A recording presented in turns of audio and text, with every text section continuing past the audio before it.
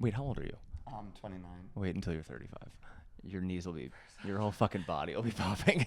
You'll literally bend over one day and be like, I can't get up. Okay. I swear to God, I started hearing that when, like, from friends who are older, and I'm like, whatever, 35, like, that's not old. It happens. I also have a herniated disc, so, like, Oh God. I know. So technically, should I not be working out? Yeah. I could think of any excuse to not work out.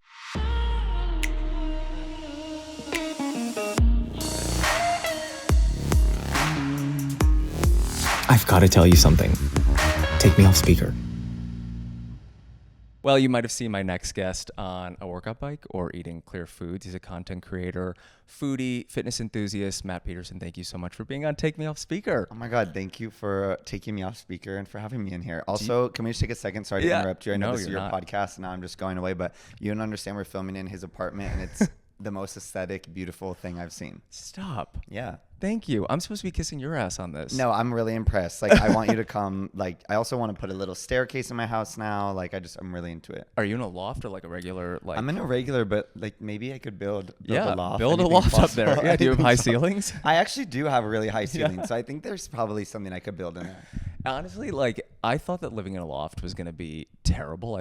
I constantly hit my head on that. You guys have seen when I post online, everyone's like, are you tall enough to stand up there? Not really. Like, underneath that beam, not great. But like the rest of it just feels like open and great. And Yeah, I'm very into it. There's always units in this building, so I know. maybe we could be I'm kind of neighbors. tempted. I think I'm tempted. Should we be neighbors? That'd be fun. Would be so down. Moving downstairs would be great. Okay, say less. But I want to talk less about me and more about you because everyone is probably annoyed with me on this podcast already talking about myself. But I feel like I want to start from the beginning. First of all, when I said that you were coming on this podcast, people were freaking out. They are obsessed with you. I think maybe we just have like overlap in following, and they were like dying that you were coming on here. So that was like a green flag right away because I feel like having an overlap in followers is always really nice. But where did you get your, I guess, start in social media? Was it like purposeful or did it just like happen by accident? Well, so when I was growing up, I was always making videos online. That was like my parents forced me, love you, mom and dad, but they forced me to go into like every sport possible. Okay, yeah. And all I wanted to do when I was younger was like be on the Disney Channel.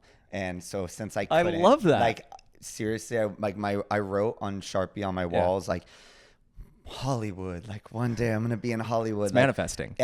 I kind of invented manifesting, I think, without even realizing it, like for myself. I didn't know it was manifesting, but it was. You were manifesting. And so like, it was all I ever wanted growing up. And so like go to swim practice and I'm like, just get through swim practice because then you can go home and like make a YouTube video. Okay. So that was like my favorite thing to do. Nobody watched these videos at all. Like, but have you seen Connor's story? Like his YouTube true, videos are like everywhere now. True. Like, yeah, that's why he's so iconic. Kind of manifested Yeah, that, right? No, like, and it's so powerful too, because like when you're younger, you're just like an outlet. Right. And now when I look back, I'm like, wow, like I was really, really wanting that. So you that were was like kind of like meant for social media and the internet and people to see you. And I guess I didn't know until I got older. But so like once I was begging my parents, like, please let me go audition. Like, let me go try to be an actor in LA. Yeah. And they're like, my mom's a school teacher. My dad works for the state. Like, we're not leaving Arizona and go to swim practice. Was basically what they told me. Yeah. This is a much more normal like way of life as a child. Yeah. So I was like, okay, fine. Once I realized the only way I could get to like, in my mind, I was like, okay, California equals like fame and success. Of course. So I was like, if I have to stay in Arizona until I graduate and I can't get emancipated, which I was like, I had tried to get emancipated. Seriously, I was actually insane. I like was Googling emancipation. I have the best parents ever. Like, I don't know what I was thinking. I need to be free. Yeah. No, exactly. I just felt like this like pull to like run away, but I couldn't. And so I was like, okay, I'm going to go to college in California. That was like my thing that I said when I was in 6th grade. Yeah.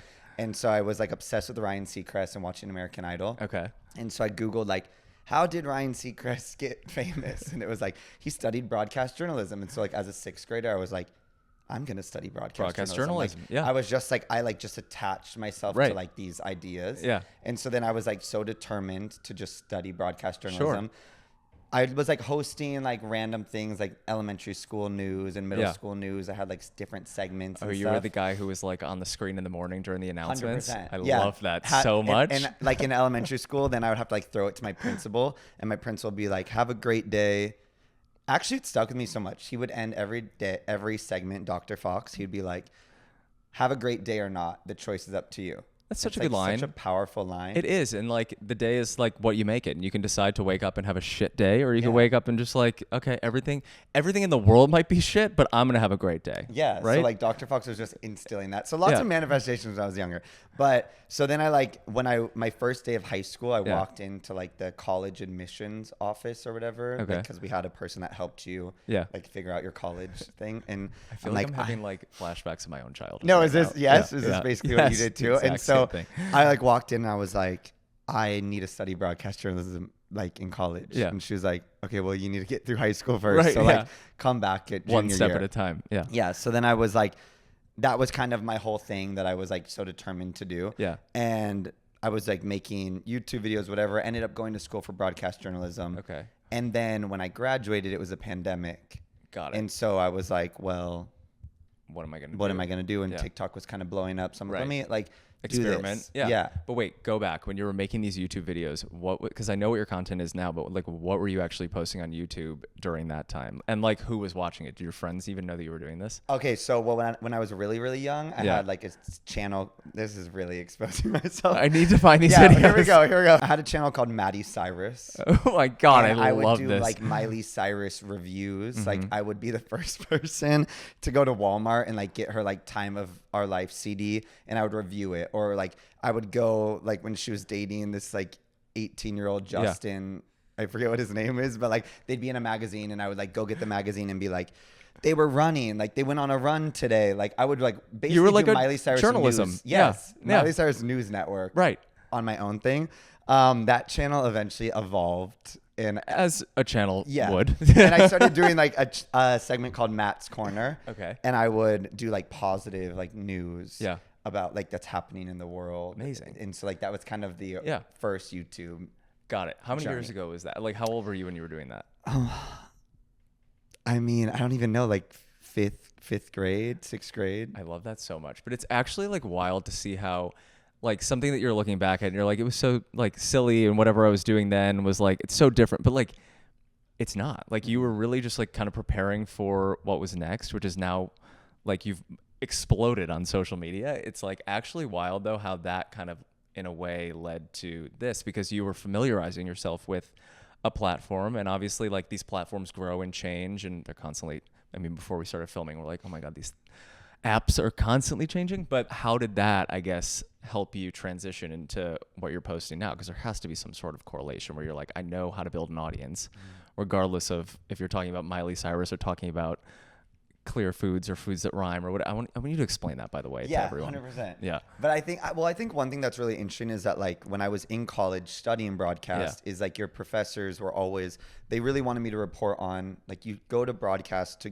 go into hard news. And so like it would be my week to anchor Chapman News. I went to Chapman, and so I would get up there, and then, you know, everyone else is reporting on like the car accident that happened. Yeah. And I'm like talking about the sushi donut. Right. And, like I was just gravitated towards food. You were like the third hour of the Today Show. Absolutely. Yeah. And then my professors were like, no, you have to talk about the car crash. Thing. And I'm like, I don't want to talk about the car crash. Yeah. Like everyone else is talking about the car crash. Like let's talk about something lighter. Right. So I was organically making food content without even knowing it, because I just was like drawn to that. Also, when I was younger, I worked in like different coffee shops and restaurants, and like I just love food. So it came naturally. Yeah, it was. I just like, but I didn't realize it. So like subconsciously, I was always making food content. Do you cook though, or do you only like to?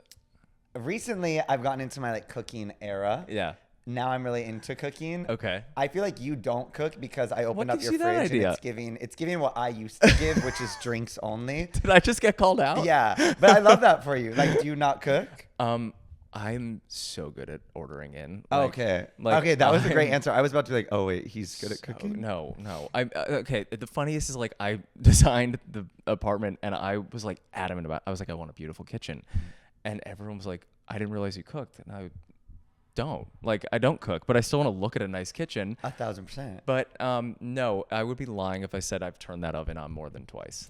Like, but that's so fair. Also, you still need a place to eat your food that you ordered in. And so like you want a beautiful place, beautiful background. I mean, half the time I eat on this couch, but yeah, okay, that's right. Yeah, we could say I'm eating in my my dining room over there. Yeah, I think it's perfect. Honestly, I really like the backdrop. Oh, thank you so much. Okay, so you are starting to cook, but originally, like, you weren't doing cooking videos. It was food focused, and then during COVID, because I saw these videos. I mean, they were everywhere. You're doing these challenges that your followers were. What was the first one? Just remind me, like, how did it start? So like the origin story of my like TikTok and like content creation career was, it was a pandemic, and so I went home to Arizona, and I was living in Arizona, and it's 120, 130 degrees in the middle of summer. Yeah. And so I was just like determined to make TikTok my full-time job. I was like, this will be my job. And I was just posting the most random things, like videos of my mom, my dad, my dogs, my sisters, like whatever. Right. And one day I was like, I'm gonna cook food. Yes. I'm like, I had cookie dough, and I was like, I'm gonna see if I can bake this in my car today. Like,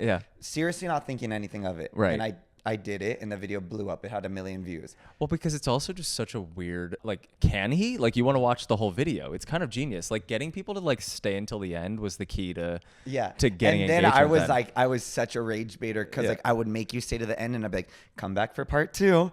And then I hate that, but I love it, but and I respect it. You could get away with it in 2020 with the part 2s, because it would max out at like a minute. Now you can post up to 10 minutes. So if you're like, stay tuned for part 2, people are like, why didn't you you could have just put it in. You could have put this as a 7-minute video, saying if we could cook. You could film the whole thing. I know, live stream. Yeah, go live. I can't. Did they actually cook the cookies? Yeah, so they really did. So they really would bake. Yeah. And then the next day I'm like, well, that worked. Let me do brownies. Let's and then do the another. Next day I was like cinnamon rolls, and homeboy did that for months on end, like pizza, like everything. But you were cooking it like inside of the car, weren't you? Like, I remember it being like in the actual. No, it was inside the car, and like I would open it. I would have to wear like gloves because it's so hot in there. Like I'd be like burning my elbows and burning my back. Like, content creation is dangerous, guys. Yeah. It is really dangerous, and people try being an influencer. Try being an influencer for a day. You could burn yourself for real. Yeah, but not. No, the worst part of that whole era was like I just graduated. My parents like literally went into debt sending me to this school, and they're like, and now he's cooking food in the hood of his car. Yeah. But it's a dry heat, so that's what everyone says. Arizona's not bad. It's just a dry heat. And it's sort of interesting because those initial videos just sort of evolved. Like, I saw you post the other day a video trying to make popsicles, I think, outside in the snow. Didn't work, though. Sorry, I gave away the ending. No, it's okay. Come back for part 2. No, it didn't work.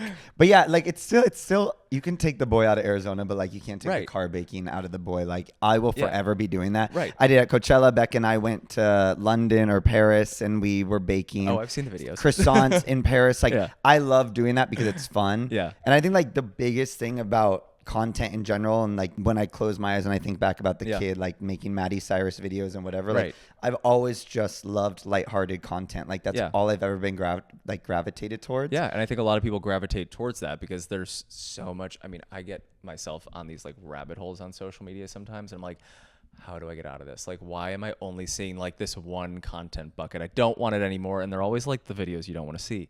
But then I get on like the positive, fun side of TikTok. You know which one I loved was when I was on Taylor Swift TikTok. I mean, Swift Talk was the best era of my life. Like Eras Tour era when my whole feed was just like Eras Tour. Her diving into that pit and like what color is she going to wear? Like that was all I wanted. But you're right. Like there's so much on the internet now. So like being the one that always makes people smile. My favorite comment ever is when someone's like, you just put a smile on my face. Yeah. It's the best. Yeah. And like your content, I mean, it really does. It's so entertaining. And then you started doing these videos.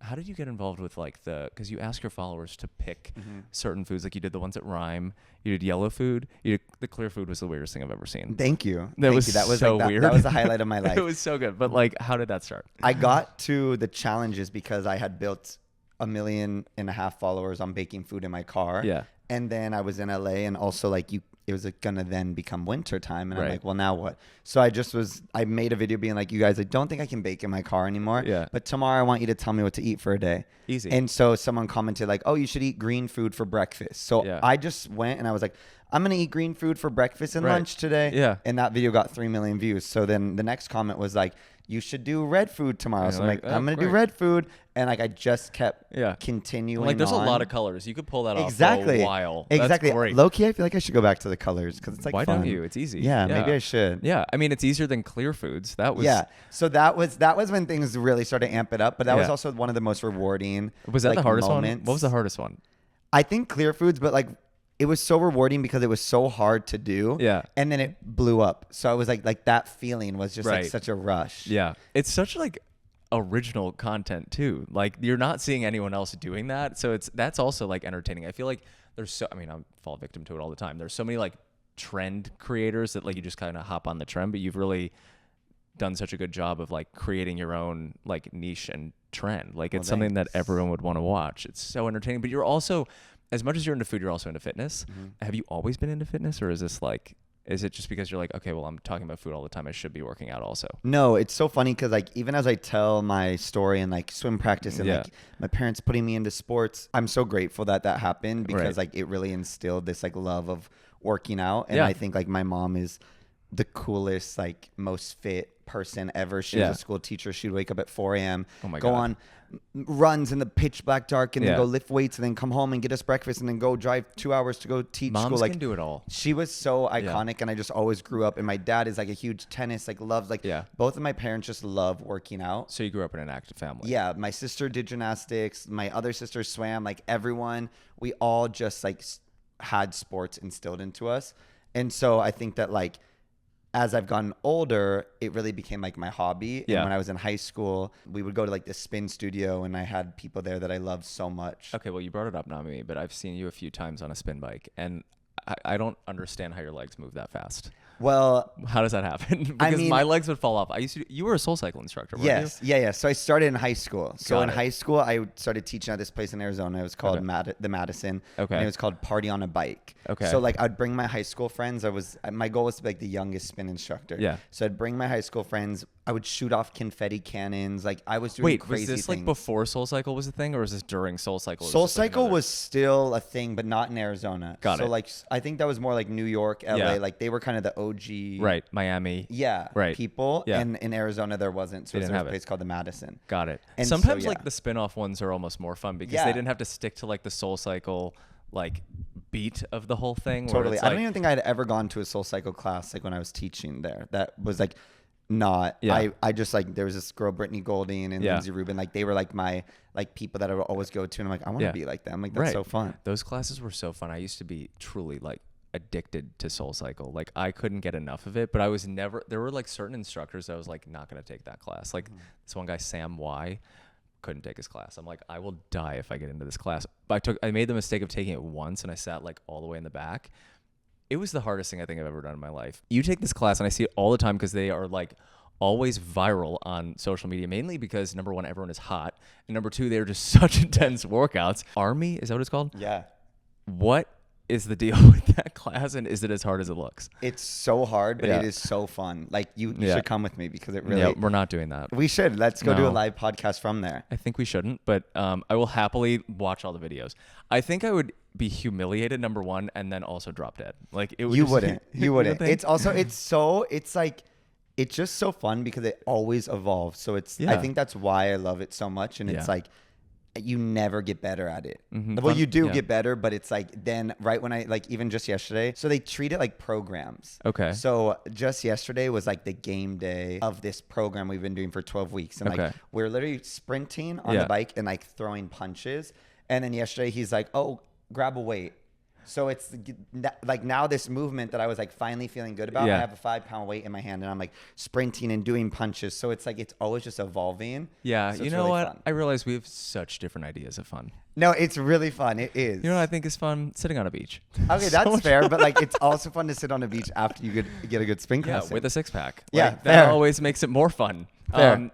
Yeah, no, those classes just look wild. And you know what I really like is that it's like kind of to the beat, but the beats are always fast. And I'm like, can you slow down the beat? And then I would be able to do it. Or there'll be like a song. I'm like, oh, this will be like so good to like ride to. And then I go to the class and then we're like sprinting. I'm like, oh, I didn't think about it that way. Yeah, it's good on the, what is it? There's like the on the beat, and then there's like where they kind of do double it on time or whatever like the it is. half time. Yeah, some songs, and I have the at-home bike, not here. Obviously. I have it in Maryland. I got it during COVID. They gave it to me, and I was like, I think you're giving this to the wrong person. They gave me one of the at-home SoulCycle bikes, and it really was like my escape during COVID because there was nothing to do. I was bored out of my mind, and which I already told you was not a good thing to say to my husband. But I started doing SoulCycle, and it was like the one thing that I could do to like really escape, and that was where they were really doing those at-home classes because they obviously couldn't teach in person. But then after COVID, I feel like that class that you do like skyrocketed. And SoulCycle, I just feel like it kind of like I've never done an at-home class anymore. Like I've never done an in-studio class anymore at SoulCycle. So I don't know, maybe I would get back into it. But yeah, you should come. Yeah. I think like just finding what works for you too. You know, like, I think that whatever lights you up and makes you excited is like where you should go back. So like I don't ever want to like bash SoulCycle, but like for me, definitely not. I think what I found like going to Army is just so different that it, like I love that. Yeah, those classes, I loved them. Like I loved SoulCycle. I think it was like such a good time in my life to be doing that. But now I've been trying to like lift more. But you're also trying to put on muscle. You're eating 4,000 Yeah, so before this I was at the gym, which is why like I feel like I probably have sweaty armpits right now. Yeah, I'm currently in my bulking era, but I'm feeling, I was telling you before this, like I'm feeling, I'll tell you guys too, like I bought these pants as my like goal pants. I've now been bulking. I hate you. No, I literally hate you. I've now been bulking for 2 months, and I weighed myself last night, and I lost 3 pounds. So that's the part that I hate about you. I don't like. It's so annoying. I'm like, I could seriously start crying right now. If you wanted just me love to. most people. It would do so well for the views. I know. Should I say? Should I be like, Matt breaks down.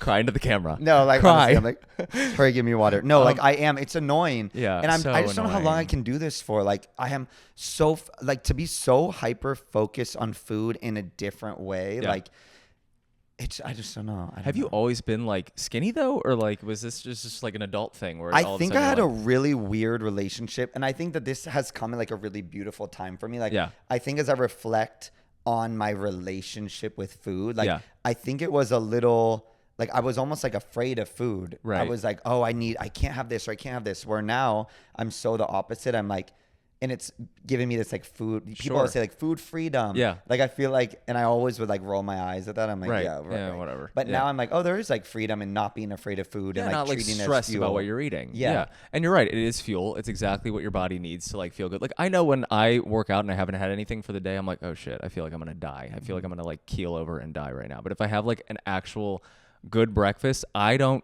gain weight because I'm trying to not eat as much. Mm-hmm. But like if I have like a good breakfast in the morning, then I work out, I feel like the rest of my day is set. Like it's great. Totally. But what are you eating 4,000 calories of that's the thing. So like when I tell people that, I think they think I'm like going to McDonald's and like, you know, raw dogging like a Happy Meal 8 times over. Meal, but like that's not really like this morning. I can walk you through what I had this morning. Yeah, tell me what you ate today. This morning I kind of went crazy too. I made like a new thing because I've been having sourdough toast every morning just to like kickstart my metabolism, but I ran out. Isn't sourdough supposed to be really good for you? It's gut healthy. I only know that because of that one creator who's always like, and it's gut healthy. I know, I love her. Yeah, I honestly love her. She's so crazy. You should get her on the podcast, and I will absolutely come over. Crazy. I love her. Yeah, come on. I can't remember her name. Yeah. And it's gut healthy. And it's gut healthy.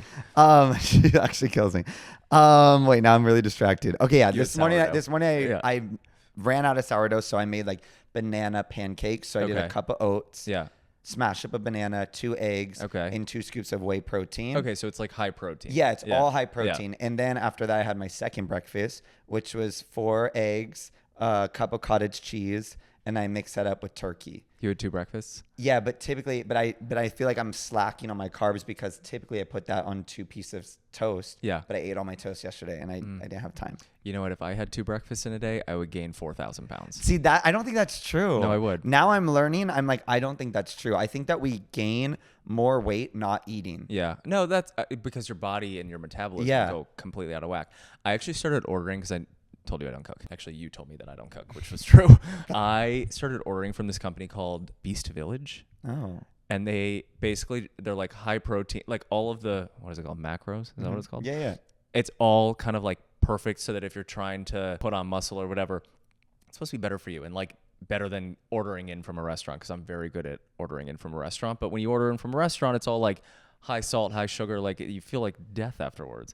This I feel so good after. Wait, I need the Beast Village. Beast Village, yeah. Okay, and I they promise they have not paid me $1. This is unsponsored. I need that. I honestly need that because I think that I am getting so tired of cooking for myself. I'm like, I don't. And know the food is great. They send you. I ordered it.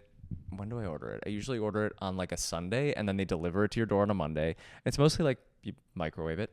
Tastes great. Like the food is actually great, and they change out the menu like every few weeks. So like you're not getting like too used to like what you're eating. But some of them have like, I don't know, I think they're usually around like 700 or 800 calories a meal. The protein is really high. Carbs are like supposed to be good if you're relatively fit. But what a boring conversation. Not at all. Literally not at all. This is all I think about all day long. Is it really? So like when you say you had an unhealthy relationship with food, like do you think there was like a moment that changed in your life where you're just like, I'm not going to think about it that way?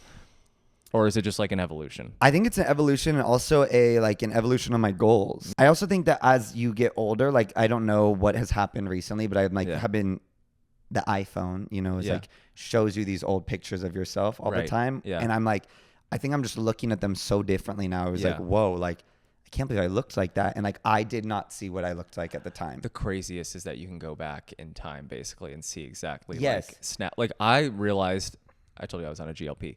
I realized a year ago, like not for myself. Now I realize looking back from a year ago, I was like, I was fluffy. Like what? Why did no one tell me that? And then I was talking to my friend.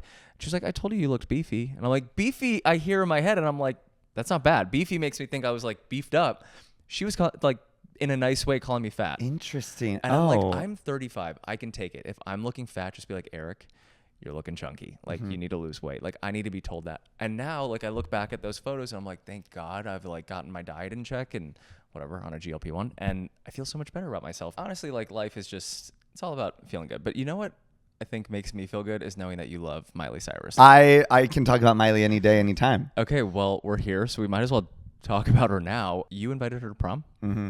Can you walk me back on that? How did that happen? I mean, it is insane and amazing. So that was definitely like the peak of my life. And I say it in a joking way where I'm like, I will never stop talking about it, but I will never stop talking about it. Like it is my Roman Empire. Yeah. And I also think it's like, when I think back on my life, like it was like this domino piece that like knocked over all these things now, like to the person I am right now. Like it connects. My mom used to send me this quote when I was growing up, and it's from Steve Jobs. Okay. And it's like, you cannot connect the dots looking forward. You can only connect them looking backwards. So you have to trust that one day you'll look back and the dots will all connect. Right. And I feel that from this video. So I was in high school. Yeah. I was in student government, and my role was to like plan the prom. Okay. So I spent all year planning prom. Yeah. And I was like, well, I can't just ask like Shelby from Arcadia. Like I have to ask someone like huge. Yeah. So I was like, I'm going to ask Miley Cyrus to prom. Obviously, as one does. Mm-hmm. And it was also 2013. Yeah. Well, it's 2014. Bangers. Bangers era, VMAs. Like it was Miley. She was the moment. Yeah, like, she was huge. That was like her, like, I don't know what to equate that to. She was everywhere. It was just, you could not escape it. Like, it was everywhere. She had the tongue out and like the little And it was just buns. like everyone was so up in arms over something that you look back on now and you're like, this is so tame. Yet everyone was losing their minds. It was nothing. It was nothing. It was actually nothing. I'm like, oh wait, she was wearing like a bra and underwear on stage. Like Addison Rae goes on stage looking literally the exact same. Thank you. Yeah. Literally, my mom got into like fights with people at Trader Joe's because she's like, how can your son like? And my mom's like, it's not even bad. So like, shout out to my mom. That's a good mom. Was everyone. That's a good mom. Yeah. But anyways, I made this YouTube video asking her to prom. Okay. And I had like history with her in the past where my sister, when I was younger, in my Miley Cyrus era, drove me to a radio station to meet her. Well, I didn't even know I was going to get to meet her, but I was down like in a crowd full of just screaming girls. Was this during like Hannah Montana then? Yeah, this was like Hannah Montana movie promo. So she was like at this radio station to like sing The Climb. And I was just trying to like get a glimpse of her from the window. Like I did not go there with any intention to meet her. Yeah. And this guy from the radio station came down and was like, someone's on the phone who wants to talk to you. And I'm like, okay. And who could it possibly be? And I had just done the Hoedown Throwdown live on TV. So like the way that it's like ingrained in my brain. Same. Pop it, lock it, polka dot it. Like I cannot tell you I could my do it if I stood up right now. I could do it. Do that. I could do the Hoedown Throwdown. Same. Should we? Like right now. Great promo for the episode. Absolutely. Anyways, so this guy came down and was like, someone's on the phone, wants to talk to you. Yeah. I answer the phone. I'm like, hello. And she's like, hey, it's Miley. I want you to come up and hang out with me. And I just start sobbing. Like, yeah, I would too. Sobbing. Yeah. This guy takes me upstairs. I'm like sobbing.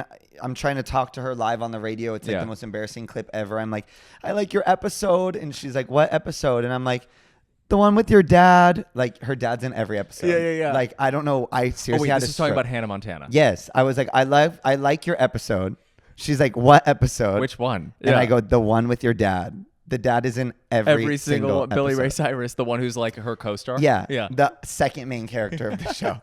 So then I'm just sobbing, and it was so embarrassing. The radio host is like, isn't he cute? And she's like, yeah. Like, yeah, seriously? He's obsessed with me. It was so insane. But the fact that she invited me up was so nice of her. Like, of course. Like, that was so out of the way, or like just so nice. But like her song says, it's the climb. And Facts. You climbed, and then you ended up asking her to prom. Yes. Sorry. Okay. So I'll fast forward through the whole story. And then 6 months later, I'm at her concert. I'm in the front row again, screaming, crying, throwing up. She sees me in the front row and is like, I met you like a few months ago at that radio station. This was before you asked her to prom. Oh, yeah. This is when I'm like 12. Holy shit. This is Hannah Montana era. And then that was like her Wonder World tour. And she remembered you at the concert? Well, how could you not? I was screaming, crying, throwing up like a freak. Yeah. So she then, like, that was my Miley history. And then from that moment on, like, I was just like diehard. Like, you talk about Miley, like, get behind my fist. Like, I love this. Let me tell you how much I love her. Yes. Yeah. So then I made the YouTube video and I kind of recapped our history. Yeah. And I was like, now let's make new memories. Like, will you go to prom with me?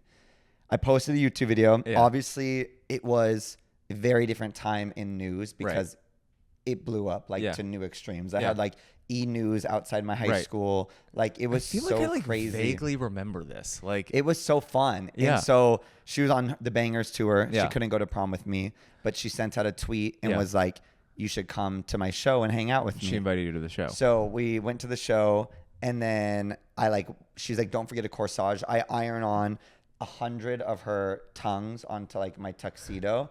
I wear just boxers. Actually, my friend Elena helped me with all of those ironing on. Like, we ironed on all of it. Like, it was so crazy. She was obsessed at the time with like these things called Bubba teeth, like these like buck tooth, like hillbilly teeth. Oh yeah. So I got a corsage and I put Bubba teeth in it. Like, I went so hard in the paint for this night. Love this. And when I went to just take a picture, like, that was the whole thing. We were just gonna go take a picture. And when she saw my outfit, she was like, you have to come on stage with me. Like, obviously, we have to show this off. This is amazing. Right. So she organized that whole thing. She like grabbed her tour manager and was like, go find him, bring him up during this song, bring him backstage. Like, he's going to come on stage. Like, she went so above and beyond to do that. And it was just like so epic. I have to say, Miley is one. So I used to work at SNL. During that time, Miley was one of the, and I was like basically a babysitter for the guests that came on the show.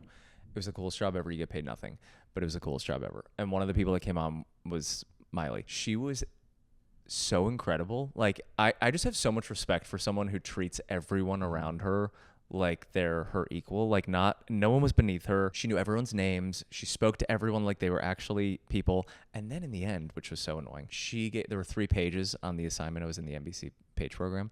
Gave us each, I think it was like $500, and like as like a thank you. And I was like, you don't have to tip me. Like, I'd make some money here. And I was not allowed to take the money, which is so annoying. But she was literally, not her manager, like shoving it into our pockets. She's like, no, like, you guys are unbelievable. Like, thank you so much. Like, I don't know how to thank you guys. Like, and we were pretty good. But like, the fact that she even thought to go out of her way and like thank us with money, I'm like, oh my God, this girl is like incredible. The funniest with her though was they would do tours of the studios and they didn't really stop. I think she was a musical guest and the host, I think. So she was like there all the time. And they usually close the curtains of the studio if there's like a guest in there so that like the regular tours going by can't really see in the studio. She opened up the blinds of the thing and she was wearing a shirt that said, "You CUNT, sit with us." And it was a bunch of these people from like probably Ohio that were like, oh my God, Miley Cyrus is like, they were so starstruck and taken aback by what was on her shirt. But I mean, that is just like, she's iconic. And you went on stage. What was it like being on stage with her though? Like, what would that even feel like? Was that just like where do I go from here? Yeah, basically. I was just like, I don't even know what to do now. But it was just, I mean, I love that story. And I also am thinking back, I know exactly that SNL performance. It was so good. She was in like that jersey. Yeah. Singing Wrecking Ball. Like, and then that was when she's like, Hannah Montana's dead. It was iconic. That was so iconic. It was great. And she was just incredible. Has there been any future communication with her after that moment? Like, did you reconnect with her at all, like, over the years? Because now social media can bring you really close to people that you, like, never, like, sometimes I open my DMs, I'm like, how did they find me? And it's, like, always a moment where you're like, holy shit. Like, has she reconnected at all now that you've exploded? What was so cool was, like, after that moment, I was like, oh, I wonder, like, when, like, I'll get to see her again, you know, like, or like, I kind of just like thought like this thing, and there were different like moments that I was like, oh, maybe this or maybe this. But last year I got to like interview her for her album for Something Beautiful. Oh, it's amazing. And that was like one of the most like rewarding, full circle, like beautiful, special moments ever. And I think that like, that was so sweet. And I just like, I don't know, there's so many moments now in my career that have come through. Like when my best friend is on her team, Olivia, she's everything. And she's like connected me in so many perfect, fun opportunities to like do things in my career. Like, so I just think that's why I say like this domino effect that has like come from that moment is like, I think so many fun, epic moments now of my like career have literally come from putting myself out there and making that video then. It's kind of wild once you can put yourself out there and be comfortable with it, like what can follow. And just almost by mistake, like I'm sure you didn't expect when you made that YouTube video, like, oh yeah, this was going to lead to Miley Cyrus getting in touch with me going to her concert, like the whole thing. Like you just kind of posted, and I always kind of like posted and forgot. Like I post and I'm like, whatever. Or I post and delete. We talked about that earlier. No doing that anymore. We're not going to delete anymore. But I feel like you just kind of posted and you're like, okay, that exists. But you would never expect for something that huge, like E! News and like these actual publications to call you. If there's like a dream collaboration you could think of with Miley Cyrus, do you know what that would look like? Have you thought about it? Like, no, because seriously, the Something Beautiful thing was just so something beautiful. Like that really was my moment that I was like, this is all the kid who was in his bedroom being like, I want to be the next Ryan Seacrest. I want to be the next Ryan Seacrest. Right. Like I'm now standing next to the person that I used to make YouTube videos about. And also there's sadness there too that I think about, like with that kid. Like I deleted so many of those Miley Cyrus videos because like the comments were so mean and like kids at school were making so much fun of me. Like that stuff I don't like really talk about or share because I'm like, why focus on that? But like it really, like I would cry in my bedroom. Like it was like sad things. And so it's like that moment last year is just like, oh, that's why I continued going. And got like what I wanted. Yeah. All of that paid off. Yeah. I mean, it really, that makes me so sad to know that like people, even like for a kid, would be so rude. Cause like, I feel like now, like I get a decent amount, you know, it's a weird place. You post on Facebook. Okay. No, but I need to figure out how I seriously am like grandpa. But not, but like, you know, people say like, oh, I'm a grandpa only with Facebook. Like I can use anything else besides Facebook. I don't know how to use it. Same, barely. But like all of my videos, I just share on Facebook now. Weird people, like weird I people. get things that are like, you have 25 comments on this video from Facebook. And I'm like, I don't even have a Facebook. So it's sharing somewhere. It's going somewhere. I'm telling you, you have a Facebook because it's sharing to whatever it is. But I don't know who it pushes out to, but it goes to like, I'm pretty sure it goes to these people who have never left whatever basement they've crawled into, because the comments I get, like Jeremy sometimes will go through my Facebook comments and read them to me. And I'm like, okay, I don't want to hear it anymore. Like they're so vulgar, but sometimes I will go into them and I'm like an adult. So I'm like, whatever. I really don't care what Joe Schmo from Idaho is saying about me, but I'll go in there sometimes because it's like the one platform where brands aren't. So I'm like, I can fire back at some of these people and I will take out some of my like internet bullies. I will like, whatever they say, I'm like, I will fucking double down on you. Like, okay. So I take out my anger on Facebook on people who are mean to me. It's a great place to just be like, use as your punching bag. But you go to the gym. So yeah, exactly. That's why I'm in the spin class every day thinking about my Maddie Cyrus haters. Yeah, exactly what you're thinking about. 100%. Oh my God, you're such a joy to talk to. Will you come back sometime? Because please. I feel like I could talk to you for another 3 hours. I happily will come back if you design my apartment and come with me to an army class. I can agree to one of those things. Sick. And it's not the army class. Thank you so much. No, thank you. Guys, make sure to check out Matt Peterson. He's all over social media and he's the best. Illy.